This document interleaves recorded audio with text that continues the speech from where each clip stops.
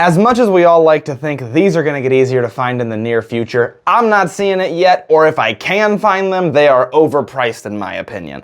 So what I've done is I've gone through and I found a replacement for each of these that I think is either as good or better, or maybe just not quite as good, but a lot cheaper than each of these. So in every case that I'm going to present here, I personally think you are better off buying the replacement than you are holding out for one of these. Let's start off with Eagle Rare because it's the one that I've been looking into the most recently. I did 2 different podcast episodes doing blind tastings. I tasted 6 different whiskeys up against this, ones that I thought were relatively similar. Here's what I've found, okay? Eagle Rare has a distinct flavor. It is very candy sweet. I consider it like a dried stone fruit, but I hear a lot of people say red fruit. It's fruity, it's candy, it's sweet. It's also a little bit tannic. You get that oakiness since it does have that 10-year age statement. So you get just like a little bit of a pepper along with it. I find that flavor profile is very hard to copy exactly, but you can get darn close. And so my replacement that I've got is Cooper's Craft 100 proof. Hear me out, because my gut reaction is, even when I picked it to do the blind tasting, was like, no shot this is the one that wins the blind tasting. But it did. Cooper's Craft Barrel Reserve has a distinct fruitiness to it as well. Not quite as much as Eagle Rare, but I think it is fruity enough to fill the Eagle Rare shaped hole in your life. It also has that tannic flavor to it. You can see it's a very dark bourbon. It has a nice barrel characteristic to it, and even a little bit more proof at 100 proof. So while it may not taste exactly the same as Eagle Rare, there's no replacing any one bourbon with an exact copy. It's like $10 cheaper MSRP, I want to say, and in some states, Eagle Rare is like crazy expensive, so it's like even cheaper. And I think it's close enough that this would scratch the itch for me. I know how unbelievable that one is, but just trust me on it. Next up, we have Weller Antique 107. From the Weller lineup, this is, of course, the red label, as you can see here. Fruity, oaky, 107 proof, so it's got a little bit of something going on with it. Very pleasant and, in my experience, pretty sought after. I've always thought it was a touch overpriced, but then I did some blind tastings and I'm like, okay, this is actually fantastic. Now the replacement that I found for it, I can't take credit for it, but I can never find the comment. There's no way I could find the comment of the person who suggested this.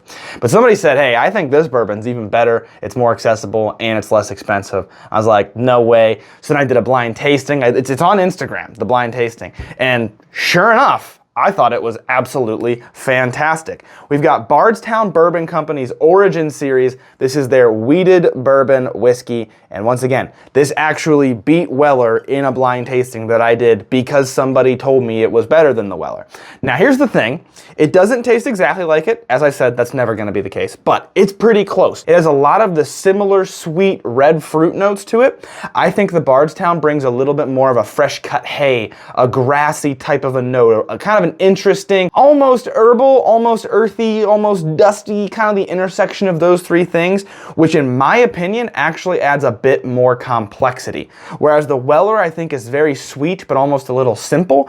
I think the Bardstown might be a touch less sweet but more complex and more going on. Like I said, I actually posted that blind tasting. You can see my mind get blown. E.H. Taylor Small Batch is probably my least favorite of the ones that we're going to look at today, but I know it's heavily sought after. A lot of people do love it. Here's what you get from it.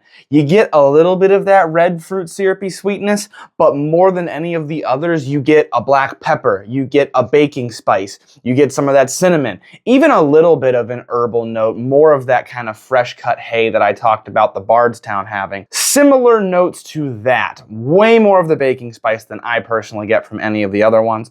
So for a replacement, Green River Full Proof has a lot of those same notes, a lot of that baking spice, the black pepper, the fresh cut hay, a little less of the fruity sweetness, the syrupy sweetness, but this doesn't have much of that anyhow.